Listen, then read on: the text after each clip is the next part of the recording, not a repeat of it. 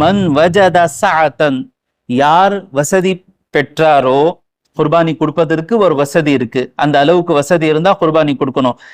குர்பானி கொடுக்கவில்லையோ ஃபலா யக்ருபன்ன முஸல்லானா, நம்முடன் தொழுவதற்காக நெருங்க வேண்டாம். குர்பானியோடைய நாட்கள் எத்தனை? 3 நாட்கள். துல்ஹஜ்ஜோடைய 10ஆம் தேதி. துல்ஹஜ்ஜோடைய 10ஆம் தேதி என்ன நடக்கும்? 10ஆம் தேதி, 11ஆம் தேதி, 12ஆம் தேதி சூரியன் மறைகின்ற வரை. வசதினா என்ன? எந்த அளவுக்கு இருக்கணும்?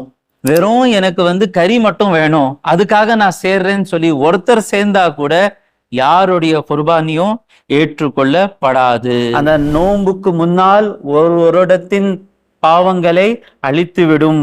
வசனா பாதஹு, அதுக்கு பிறகு ஒரு வருடம் பாவங்களை அழித்துவிடும். அதாவது ஒரு நாள் நோன்பு வைக்கணுமா இல்ல 9 நாள் நோன்பு வைக்கணுமா? ரெண்டுமே தனித்தனி சட்டம். தொழுகை முடித்த உடனே ஒரு தடவை தக்பீர் சொல்லுவது வாஜிப், 3 தடவை சொல்லுவது சிறந்தது. தக்பீர் எது?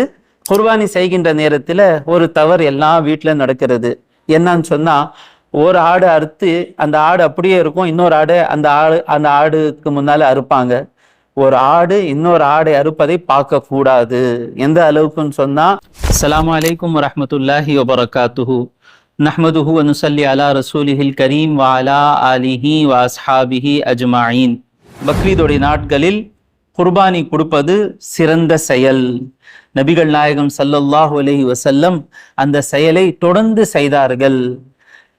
ஹிஜ்ரி 2வது வருடம் குர்பானி கொடுப்பது ஷரியத்துல வந்தது.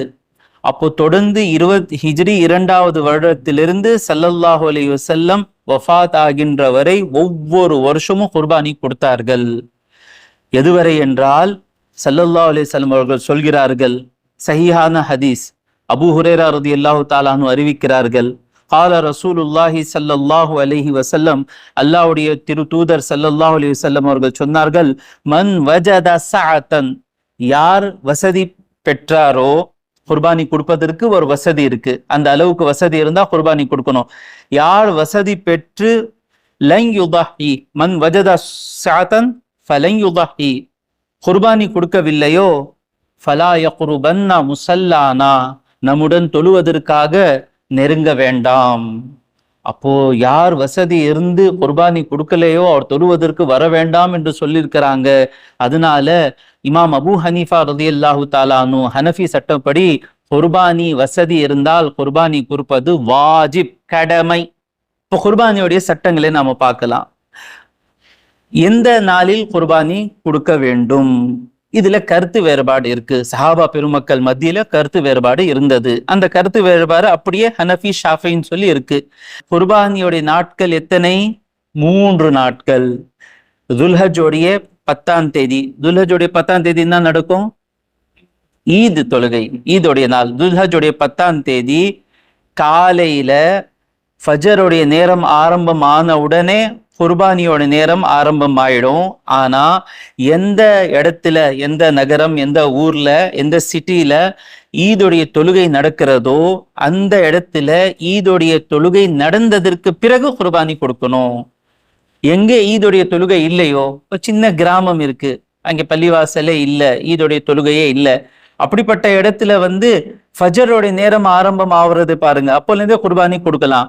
ஆனா எந்த இடத்துல ஈதுடைய தொழுகை நடக்கிறதோ அந்த இடத்துல ஈதுடைய தொழுகை தொழுததற்கு பிறகு குர்பானியோட நேரம் ஆரம்பம் ஆகுறது.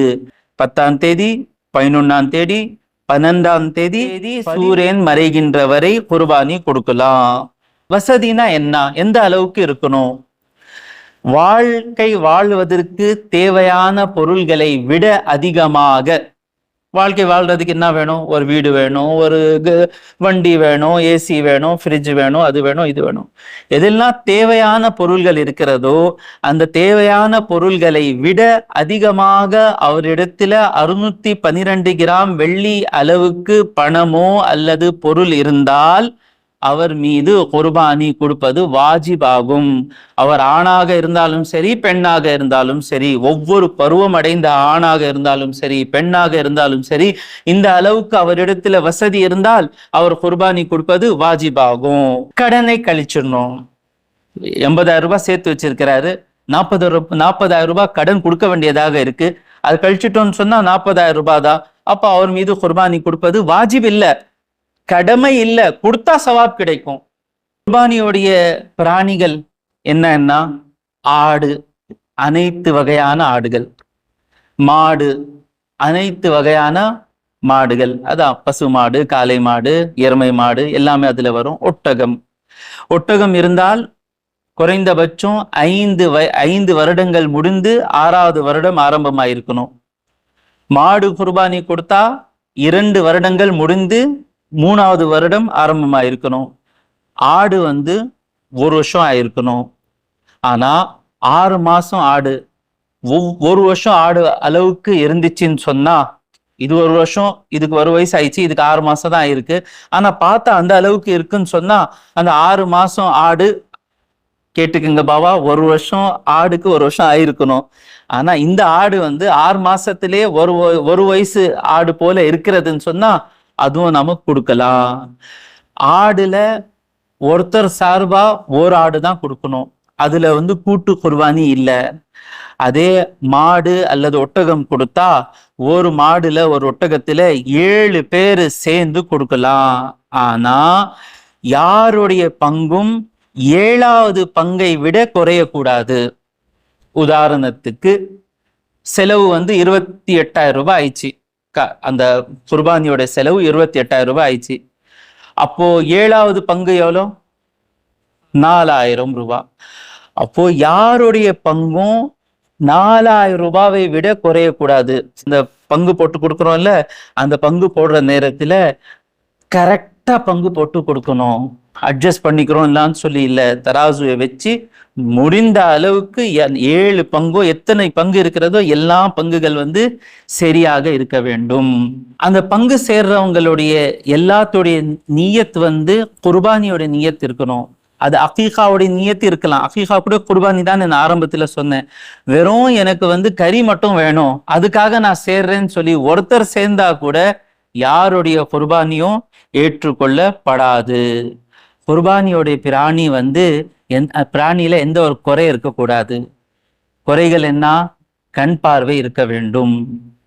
எந்த அளவுக்குன்னு சொன்னா, அந்த கண் பார்வையால் அது நடந்து போய் அதனுடைய தேவைகள் எல்லாம் பூர்த்தி செய்யற அளவுக்கு கண் பார்வை இருக்க வேண்டும்.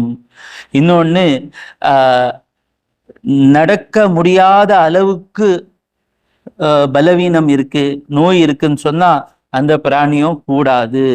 இன்னொன்னு, வெறும் மேல தோல் இருக்கிற மாதிரி எலிசான பிராணி இருந்தா கூட கூடாது. சில பேர் இது கேட்பாங்க, கொம்பு ஒடிஞ்சிருந்தா, கொம்பு கால்வாசி ஒடிஞ்சாலும் சரி, பாதி ஒடிஞ்சாலும் சரி, ஃபுல்லா ஒடிஞ்சிருந்தா கூட சரி, கவனமா கேளுங்க, கூடும். ஆனா ஃபுல்லா ஒடிஞ்சிருக்கு, அது ஒடிஞ்சதுல தலையோட ஒரு சின்ன ஒரு பகுதி கூட ஒடிஞ்சு இருந்துச்சுன்னு சொன்னா அந்த மாதிரி பிராணி கூடாது. வெறும் கொம்பு மட்டும்தான் ஒடிஞ்சிருக்கு, தலைக்கு எந்த ஒரு பாதிப்பு இல்லைன்னு சொன்னா கூடும். தலைக்கு கூட பாதிப்பு ஆயிருக்குன்னு சொன்னா அந்த பிராணி கூடாது. இன்னும் காது அல்லது வாலு, அது 1/3 பங்கை விட அதிகமாக அறுக்கப்பட்டு இருந்தால் அந்த பிராணியோடைய குர்பானி கூடாது. ஆரம்பத்துல நான் சொன்னேன், கூட்டு குர்பானி செய்யறவங்க கொஞ்சம் பார்த்து செய்யுங்க. நிறைய பேர் ஏமாத்துறாங்க, கரெக்டா செய்யறாங்களான்னு சொல்லி கொஞ்சம் போய் பாருங்க. இப்போ காலம் எப்படி இருக்குன்னு சொன்னா, நாம நம்புறோம்னு சொன்ன உடனே ஏமாத்துறதுக்காக ரெடியா இருக்கிறாங்க. நம்ம நம்பிட்டோம்னு சொன்னாலே ஏமாத்திடுறாங்க. ஒரு இபாதத் இல்ல இது, அல்லாவுக்காக செய்யறோம் இல்ல, குறைஞ்சபட்சம் போய் நிக்கணும். நம்ம பிராணி எது அறுக்கிறாங்க, கரெக்டா இருக்கா, கண்ணு கரெக்டா இருக்கா, பல் கரெக்டா இருக்கணும், எல்லாம் பல்கள் கரெக்டா இருக்கணும், எல்லாமே கரெக்டா இருக்கான்னு சொல்லி பார்க்கணும். கரெக்டா அறுக்கிறாங்களான்னு பார்க்கணும், கரெக்டா பிரிச்சு கொடுக்குறாங்களான்னு பார்க்கணும். கொஞ்சம் கஷ்டப்படுத்தணும், அப்பதானே சவாபு கிடைக்கும். இல்லைன்னா ஏமாத்துறதுக்கு ரெட்டியா இருக்கிறாங்க காலத்துல. அதனால கொஞ்சம் முயற்சி எடுங்க.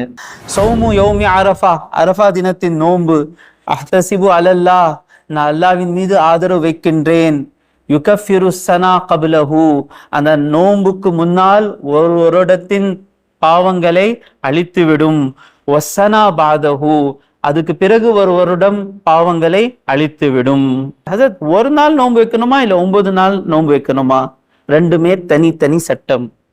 அரஃபா தினத்தின் நோன்பு ஒரு தனி சட்டம், ஜுல்ஹஜ்ஜுடைய முதல் 9 நாட்கள் நோன்பு வைக்கிறது அது தனி சட்டம். யாரால முடியுதோ 9 நாள் நோன்பு வைக்கிறதுக்கு அவங்க வைத்தாங்கன்னா அவங்களுக்கு சவாப் கிடைக்கும். ஸல்லல்லாஹு அலைஹி வஸல்லம் வைத்தாங்க.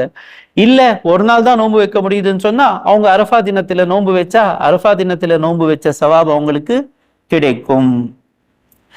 9வது ஜுல்ஹஜ் அரஃபா நாட்களுடைய ஃபஜ்ரிலிருந்து 13ஆம் தேதி அசர் வரை ஃபர்தான தொழுகைக்கு பிறகு ஜமாத்துடன் தொழுகின்ற ஃபர்தான தொழுகைக்கு பிறகு இமாம் மீதும் இமாமுக்கு பின்னால் தொழுகின்ற முக்ததிமார்கள் மீதும் தொழுகை முடித்த உடனே ஒரு தடவை தக்பீர் சொல்லுவது வாஜிப், 3 தடவை சொல்லுவது சிறந்தது.